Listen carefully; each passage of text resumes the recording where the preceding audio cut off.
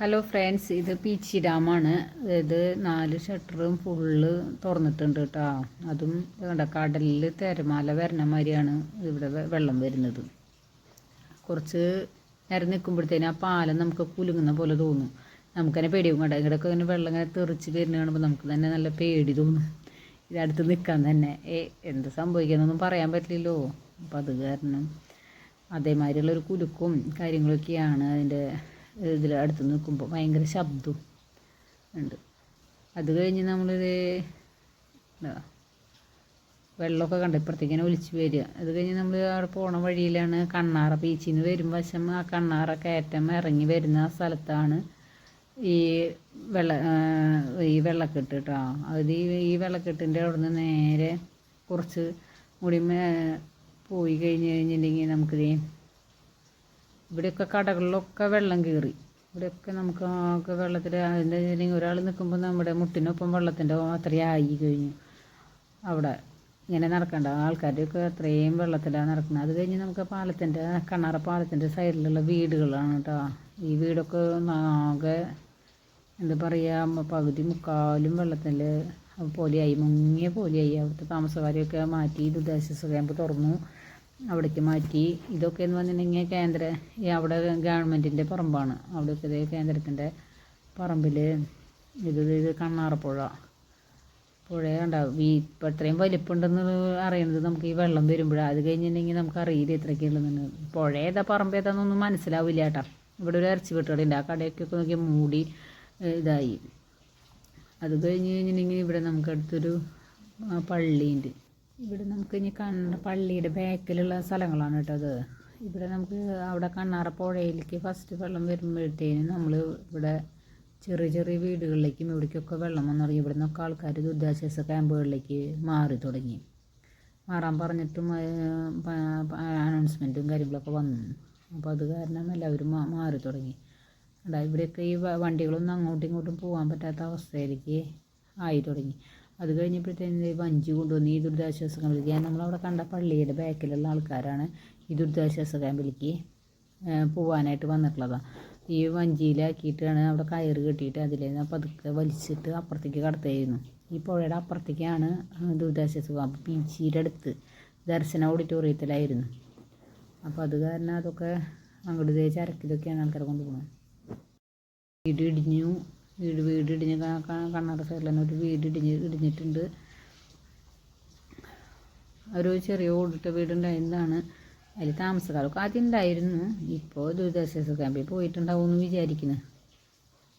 അങ്ങനെ നമ്മൾ ഇതാക്കി അതിൻ്റെ മുകളിൽ നിന്ന് നോക്കുമ്പോഴുള്ള കണ്ണാറപ്പുഴയും പള്ളിയുടെ സൈഡും കാര്യങ്ങളൊക്കെയാണ് ഇത് കാണുന്നത്. നമുക്ക് അവിടെ ഒരു പമ്പുണ്ട്. ആ പമ്പിലും ഒക്കെ വെള്ളം കയറി.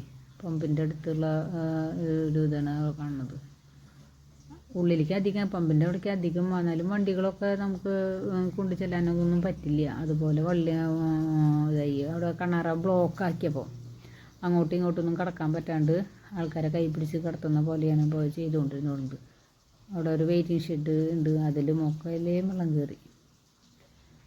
അവിടെ ഇത് ഗവൺമെൻറ്റിൻ്റെ ഒരു പറമ്പാണ്. അത് കഴിഞ്ഞ് നമ്മൾ വരുമ്പോൾ പള്ളിക്കണ്ടാണ്. അവിടുന്ന് നമ്മൾ പട്ടിക്കാട്ടേക്ക് എത്തണേൻ്റെ അവിടേക്കുള്ള കണ്ണാറപ്പുഴ കഴിഞ്ഞിട്ടുള്ളത്. അവിടെ കുറച്ച് ഏരിയ മാത്രമേ ഉള്ളൂ കേട്ടോ പാടം. ആ പാടത്തിൻ്റെ സൈഡാണ്. അപ്പോൾ അവിടെയൊക്കെ ബസ്സുകളൊക്കെ ഒതുക്കിയിട്ടു. അവിടെ എന്താ കാര്യം എന്ന് വെച്ചിട്ടുണ്ടെങ്കിൽ പിന്നെ ഇങ്ങോട്ടും ഇങ്ങോട്ട് കടക്കാൻ പറ്റില്ലല്ലോ അതിൻ്റെ പേരിൽ.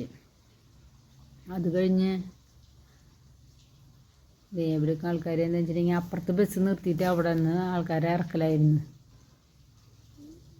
അങ്ങോട്ടും ഇങ്ങോട്ടും വണ്ടികളൊന്നും പോകാൻ പറ്റില്ല. ഇപ്പോൾ ഓരോരുത്തർ സ്വന്തം വണ്ടി ആയതുകൊണ്ടിൻ്റെ പേരിൽ അവർക്ക് പ്രശ്നമില്ലാത്ത പേരിൽ അങ്ങനെയൊക്കെ കിടക്കണതാണ്. ഈ ബസ് തൃശ്ശൂരിൽ നിന്ന് വരുന്നതാണ് കേട്ടോ.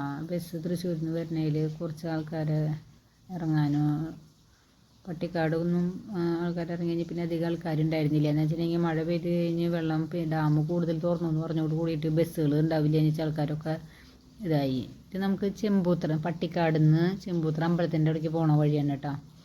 ഇവിടെയും നിറച്ച് വെള്ളമായി. ഇവിടെയൊക്കെ പാടങ്ങളും അതൊക്കെ നിറഞ്ഞു. വീടുകളിലേക്ക് അധികം അവിടെ കുറച്ച് വീടുകളിലേക്ക് മാത്രമേ കയറിയിട്ടുള്ളൂ. കുറച്ച് ഇവിടുന്ന് ഇപ്പം അധികം താമസക്കാരെ അങ്ങനെ ഒഴിപ്പിക്കേണ്ട വന്നിട്ടില്ല. ഇവിടെയൊക്കെ ഒരു 5-8 വീട് മാത്രമാണ് അവിടെ കൂടുതൽ വെള്ളം കയറാനായിട്ട് ചാൻസ് ഉള്ളത്. എന്നാലും പിന്നെ പേടിയുള്ളവർ മാറിയിട്ടുണ്ടാവും. അത് കഴിഞ്ഞ് വന്നിട്ടുണ്ടെങ്കിൽ ഇപ്പോൾ ചെമ്പൂത്ര ഹൈവേയുടെ അടുത്തുനിന്ന് ചെമ്പൂത്ര അമ്പലത്തിലേക്ക് പോകുന്ന പാടത്തുള്ള റോഡാണ് കേട്ടോ അത്. ഈ റൂട്ടിലാണ് നിറയെ വെള്ളമായി. അവിടെ നിൽക്കുന്ന ആൾക്കാരൊക്കെ ഇങ്ങോട്ട് കിടക്കണമെങ്കിൽ അത്രയും വെള്ളമായിട്ടുള്ള ഭാഗമാണ് അത് കിടക്കുന്നത്. അത് കഴിഞ്ഞ് ഇവിടെ നിന്ന് ചെമ്പൂത്ര നിന്ന് മാനംകോടിക്ക് പോകുന്ന വഴിയാണ്. അവിടെ ഒരു അമ്പലമുണ്ട്.